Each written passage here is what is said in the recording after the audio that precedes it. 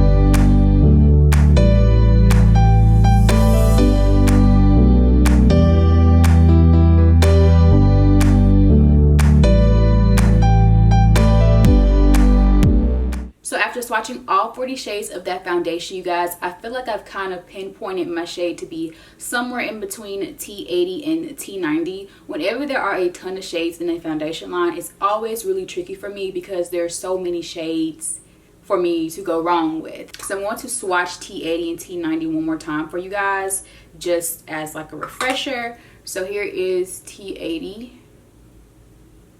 which I'm thinking is going to be about it for me. And then here is T90 right beside it. I feel like T90 looks like it may be a little, I feel like T90 is a little gray, you know, so I think I'm gonna go with T80. And before doing this video, I also looked up some other people's reviews to see how people are liking the foundation, and a few people said it does oxidize. So with that being said, that adds a little bit more difficulty to finding your shade, but I'm just gonna go with T80 to see how it turns out. So out of the 4 primers that Covergirl sent over, I'm going to be using the Skin Smoothing Primer. I have a little bit of texture on my skin, a few bumps here, some scarring, different things going on with my skin. So smoothing primers are perfect for me. I should have grabbed a headband before starting this video since my hair wants to be in the way. I feel like I'm putting body lotion on my face. It's so smooth and creamy. It also smells like body lotion too.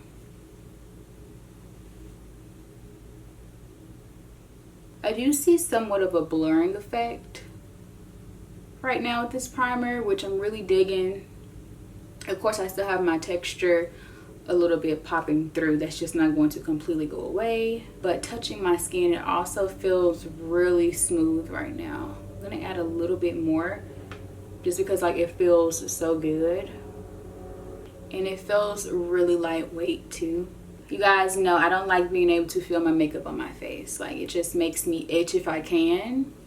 And so far the primer itself is really lightweight. So now you guys, I'm just going to take a few pumps of T80 on the back of my hand to just warm the product up a bit. The consistency of this foundation is pretty thick. As you guys can see, it's not moving or running down my hand. Gravity is not effing with it at all. Whenever I see a foundation that's not too thin and kind of stiff like this, it automatically makes me assume that it's going to be like medium to full coverage, but we will definitely see in a second. So as it is warming up on my hand, I can see that it is getting a bit thinner.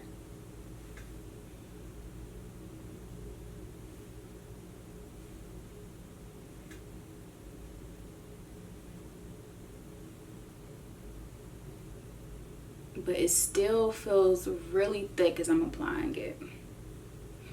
To blend this out, I'm using my Sigma 30 HD sponge. If you guys are interested in one of these, you can use my code to save, I think, 10% on Sigma's site. So the code and the link to shop will be down below. The videos that I watched of people reviewing this, they all used brushes to blend this foundation in. But since I normally use a beauty sponge to do all my blending work, I'm just going to stick to my normal routine. And I'm just going to start bouncing this into the skin.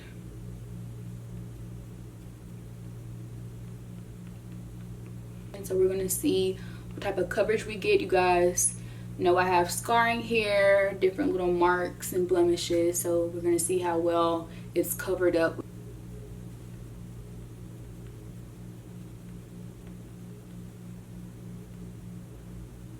Wow.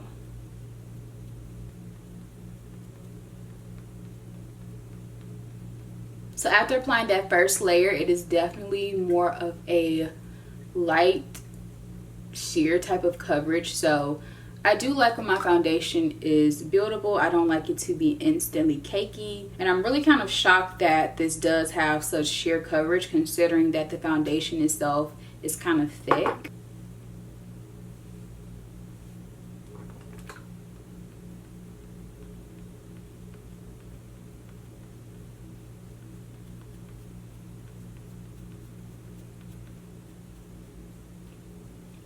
So far with layer 2, it is giving me more coverage, obviously. I do still see a few blemishes peeking through. I can also see this blue vein under my eye kind of peeking through as well. But if I would have added like maybe a color corrector first, I feel like it definitely would be okay. So as I've been sitting here, you guys, I feel like the color of the foundation has changed, or it's starting to change. As far as how it feels on my skin, you guys know I'm very particular. The first layer felt great. It didn't really feel like I had much on my skin, but after putting on that second layer, I just feel like kind of cakey. And with cakiness, you feel like should come coverage, but you can still see a little bit of my scarring peeking through. So that's just kind of my thoughts on that. Also, as far as this foundation being matte, so far so good. None of my oils or shininess seem to be peeking through. The shine I do see is from this ring light shining down on me. Other than that, it is a really nice matte finish. I will say that I see these white beads on my skin, and I did notice those white beads as I was swatching all 40 shades.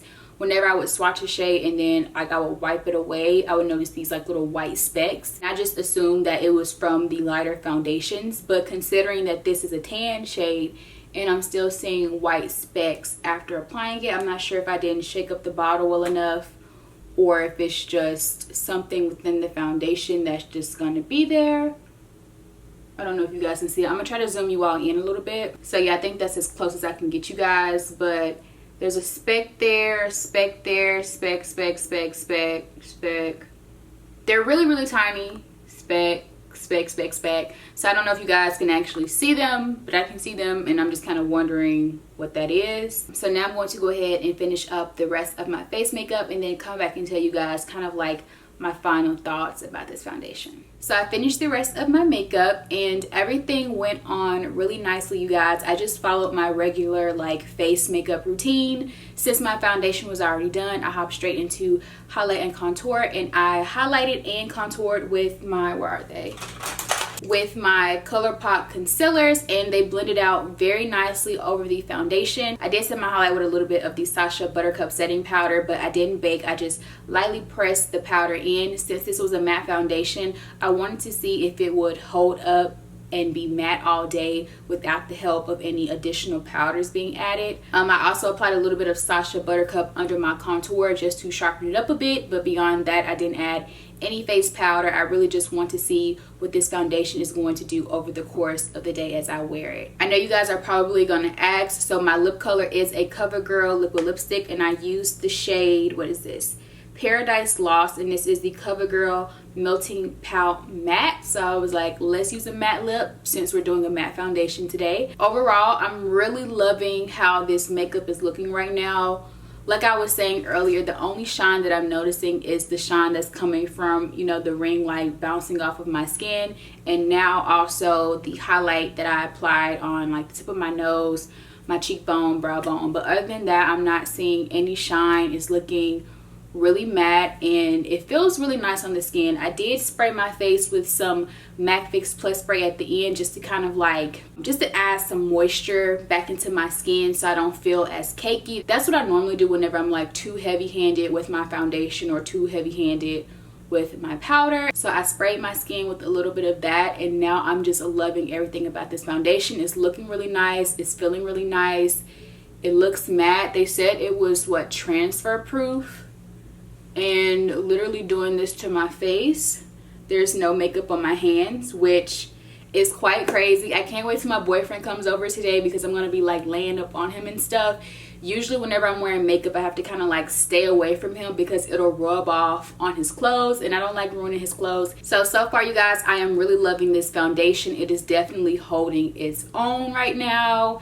Everything that they said about the foundation so far is true from what I'm seeing. I am going to wear this for about 5 or 6 hours and come back to you guys a little bit later on today to just update you guys on how everything is holding up.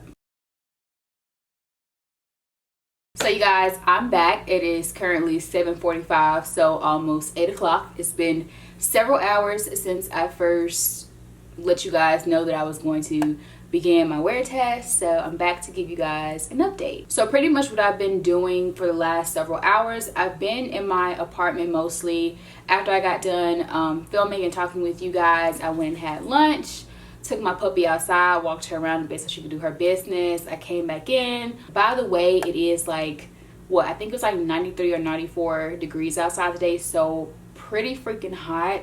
Which obviously can have an effect on my makeup, but I don't feel like I was outside long enough for it to really have an effect on my makeup. Pretty much whatever's going on with the foundation pretty much happened while I've been inside, because I've been inside mostly. So looking at my face in the mirror, I'm sure you guys can see it. I'm having some like shine right in here, right in here. I will take off, you know, that, but we're just gonna leave it like this. So I'm having some shine in here, my nose area, basically in my T-zone mostly, and that's pretty much where I normally get oily anyway, so it's really not a surprise to me there. This foundation has gotten a little bit darker than it was earlier, and as far as being transfer proof, you guys, I touched my face a little while ago and I'm pretty sure I saw some foundation. I don't know if you guys can see that on camera, but it is definitely starting to transfer. It probably has to do with this shininess and oiliness you see kind of coming through. The foundation is breaking apart, thus it is transferring now. But as far as like holding up for the 12 hours, being matte for the 12 hours, and being transfer proof, definitely not seeing that with this foundation. But other than that, it is a really nice foundation. It wears really well on the skin. It feels really good on my skin. A lot of times when I'm sitting in the house wearing makeup, I'm just like dying to get it off. I forgot that I had it on. The only reason I remember I even had it on my face was because my mom called me and asked, how did this video go? And I was like, oh yeah, I gotta film the last little part of it. So that kind of tells you guys about how comfortable this foundation is for me to wear. Would I wear this foundation again? Definitely so. I would just make sure to set the crap out of my face. Today I really didn't use much powder because I wanted to see what the foundation did on its own, but I am looking forward to wearing this again, putting a little more powder on to see if that kind of helps lock everything in place for me. I'm thinking about doing a full face using Covergirl, and maybe that'll be my chance to try this foundation again with you guys so you can kind of see how it's looking in that video. I'm enjoying this foundation. I'm definitely liking it more than the, what is it, the Maybelline Superstay foundation that I reviewed a couple of months ago. That to me was just like a big miss. So this one I'm definitely feeling more. There's also a lot more shades in the Maybelline Superstay, so I give this a thumbs up in comparison to that one. So I hope you guys enjoyed this video. Leave all your thoughts and love down below. If you guys want to see more foundation reviews, be sure to give me a thumbs up, and also make sure you're subscribed to my channel and have my post notifications turned on so that you never miss any of my uploads. Thank you guys so much for watching, and I will see you all in my next video.